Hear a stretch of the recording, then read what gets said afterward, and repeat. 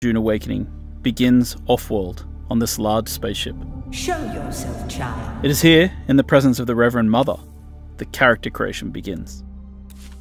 Now the first thing you'll do is choose your preset avatar.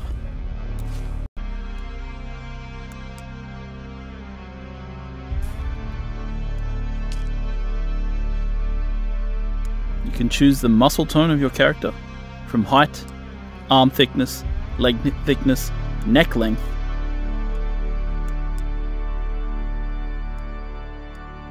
and once you've customized the avatar that you want to play in the game, Have they told you well, then we what move I into am? the second phase of character creation. Then I will sift your words for lies. Let's begin. Where were you born? The second phase of character creation A world of is where water. you, as a person who may or may not know anything about Dune, get to make choices about who you were before the game starts. Where you come from, Bad advice. what caste you belong make a to bad in the Dune deal. universe, and of be course, close to perhaps power most is to importantly, walk the who your nice mentor age. was. Who was your mentor? Your mentor determines your starting set of skills when you enter the game. You must have been very young. The mind must be prepared, or the training does not take. The test is almost complete. Have you spoken truth? Come here. Kneel. Put your hand in the box.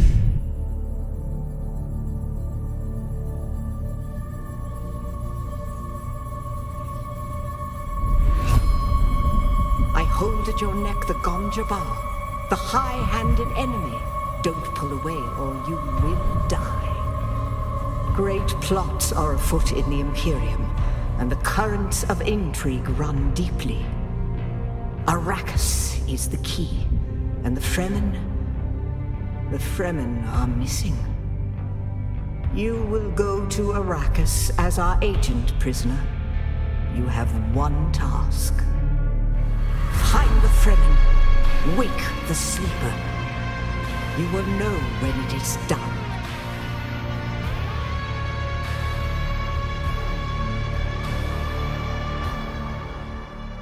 Their first major interaction point, which is the Frem Kit. The Frem Kit in our game serves as both a backpack for the player, of course, but also really a guide. The Fremen used to pack these with interesting objects that they could use to survive in the desert, and it's no different from the player. So here they begin their first crafting experience, crafting a small scrap knife out of metal that was in the Frem Kit. These caves have been moisture sealed in order to preserve the moisture of those within the cave, and so the player, as they explore, will be able to use their scrap metal knife to pierce the seals. The sandworm always comes. And what you have to keep in mind is, these are the little ones. So these are the first sandworms you encounter in the game. There's bigger ones later on. The other thing that you have to pay attention to as a player is sunstroke and heat. So if you see in the top middle of the UI here, we've got this sunstroke bar building up. The longer you stay in the sunlight, the more chance you have of getting into this sunstroke state. And of course, our player here, not the sharpest knife in the drawer, has decided to stay in the sun and try harvesting water from plants. So he has become sunstroked. Sunstroke gives you a debuff. It means that your water goes down much faster than it normally would. That means you'll need to drink more often. So stick to the shadows, avoid the sun. It will eventually wear off if you stay in shade long enough. With the world broken apart by the War of Assassins, there are NPC bases scattered all over Arrakis. We're switching to a different character now, one who's slightly more advanced, and he's using his binoculars to mark an NPC outpost. I'm going to mark that. That marker will then appear on our compass, and you're able to approach them in any way you like. In this case, our character uses a Shigawire claw combined with a suspensor belt to get up to high ground and approach the enemy base from above. Kind of one of the interesting things about Dune Awakening is just how you can combine the different abilities. And this is how traversal really plays into the game. Like, you end up being able to attack these bases from any angle that you'd like. Now, our player is going to craft the first gun in the game, known as a Mauler pistol. which translates to, you know, the basic kind of weapon in the game. As you may know, in Dune, bullets are not the preferred type of ammunition. Instead it's darts, which are fired at a slower rate in order to try and attempt to pierce shields. Now this early in the game, enemies don't really have shields, so the player is going to sneak into the base from above and use a combination of their early abilities. In this case, dropping out a grenade, then sneaking around the corner, and beginning to get into NPCs head on. You can see how suspensor belts really allow you to change your approach to combat.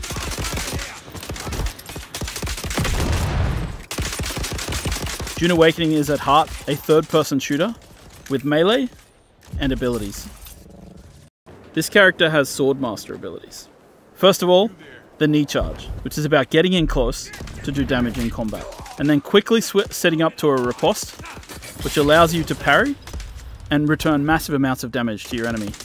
Of course, later in the game, when enemies have shields, melee is a much more emphasized style of combat. Now, we've switched again. Now we're going to switch to a set of Mentat abilities. One of these abilities is known as Battlefield Calculation. Using Battlefield Calculation, the Mentat is able to calculate from anybody that they see what they're carrying and what they're wearing. I don't like the sound of that. Now we've dropped out our Hunter Seeker, and we're using our Hunter Seeker ability to take down enemies. Once you finish crafting a base, you want to fill it with all kinds of machines, fabricators, and refineries. And of course, harkening back to the blood extraction we just did, we've got the blood purifier. So what we want to do is take the blood from our blood sac and deposit it into the blood purifier, and over time it will refine into lovely fresh water, which can then extract into our litajohns and carry with us out into the desert. While there's many varieties of fabricators that you can use to craft things in the game, one of the most exciting things is crafting yourself a vehicle. So we're opening the technology menu, and from here we're able to purchase the design for a sandbike.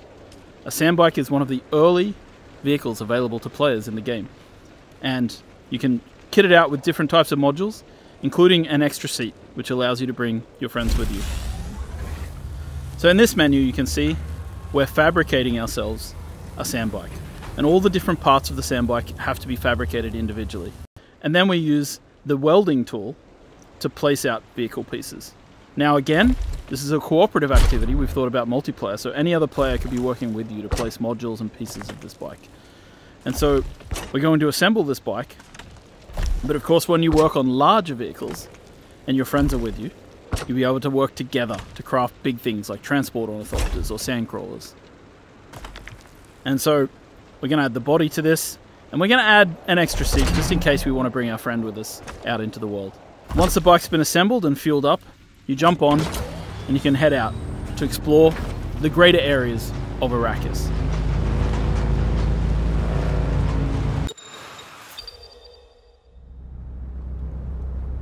Heading out into the world to explore can be a dangerous experience. And as you explore the universe, you'll find certain dynamic events will occur. In this case, the War of Assassins has claimed a new victim, a ship which falls from the sky, spilling its loot all over the sand. So we head out there to see what we can get, to harvest and gather as much as we can. Of course, the problem is this is extremely visible to everybody in the nearby area. So people will be able to see this, and so in a PvP area you might suddenly find yourself coming into competition with other players. In a PvE area you might just find other people competing with you to get to the loot first. At night time there are different kinds of threats, because while the heat of the day is dangerous, at night the Sardaukar patrol this area of the desert with huge spotlights searching for players. Now this player is over here harvesting dew with a dew reaper, sucking the water off the surface of these plants, and they've been captured and seen by the Sardaukar. And the Sardaukar send down troops who come floating down out of the sky to attack and destroy the players. There's a special type of sand here on the surface, known as flower sand. Flower sand, according to the books, is the softest kind of sand, and players can use it to refine it into a variety of different materials that they need for crafting. We've awoken the beast. The sandworm is coming. We spent too much time out here and it's coming to get us. Now you can see in the middle of the screen the indicator showing us that the sandworm is angry and it's coming after us. And our only option now is to get back to rocky ground or the sandworm's going to take us. I don't know how those guys survived that, but somehow they managed to get to the safety of the rock island.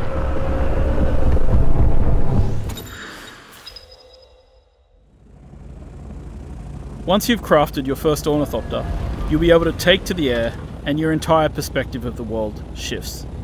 From here, it'll make traversing the world a lot safer because you can avoid the sandworms. It'll also help you to go out into the larger world of Arrakis.